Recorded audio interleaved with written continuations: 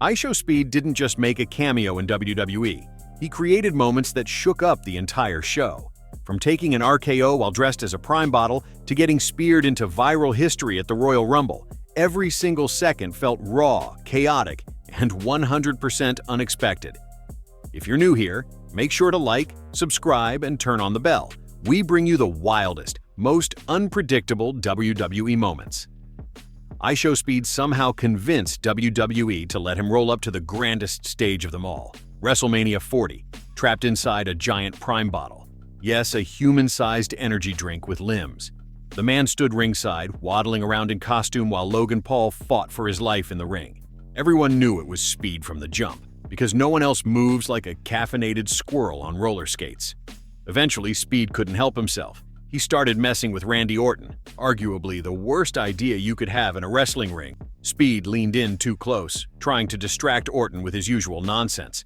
Orton turned, grabbed him mid-shenanigan, and dropped him with one of the cleanest RKO's in recent memory, directly through the commentary table.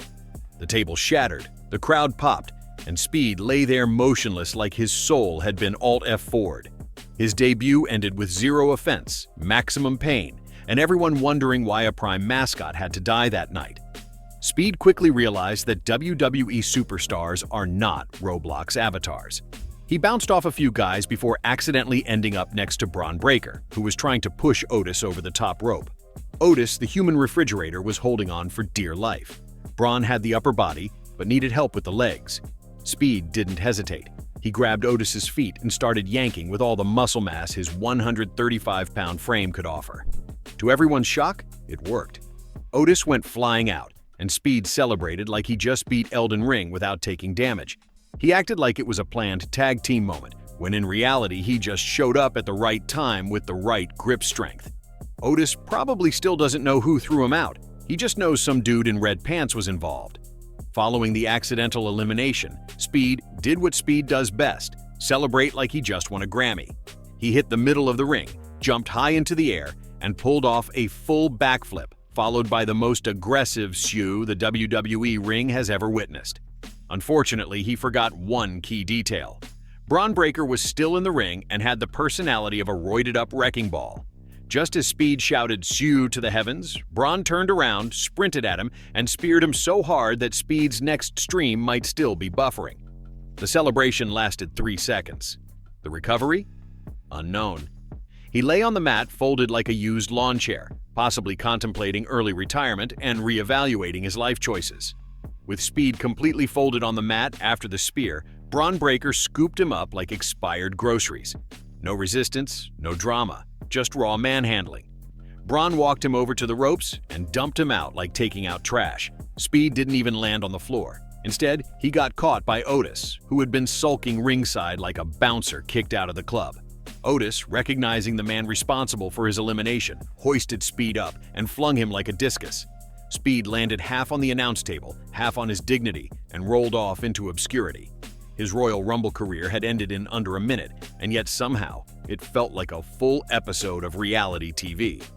2 entries into WWE, 2 hospital-level exits. A perfect record. Backstage again, Speed was barely walking. Limping down the hallway with Logan Paul holding him up like a drunk best man at a wedding, Speed looked like he had just tried parkour in a haunted house. Logan kept asking if he was good. Speed pointed at his leg, at his ribs, at his everything. Nothing worked. At one point he tried to sit but couldn't decide which part of his body hurt the most. Logan acted concerned but also clearly understood that Speed's body had been used like a crash test dummy twice now, and that's probably the end of his wrestling dreams. They slowly hobbled away as WWE crew members watched, and probably made mental notes to triple-check insurance clauses next time. A few minutes after being turned into furniture debris, Speed reappeared backstage. No longer in mascot form, he wandered around like someone who just got ejected from a trampoline park for trying flips near toddlers.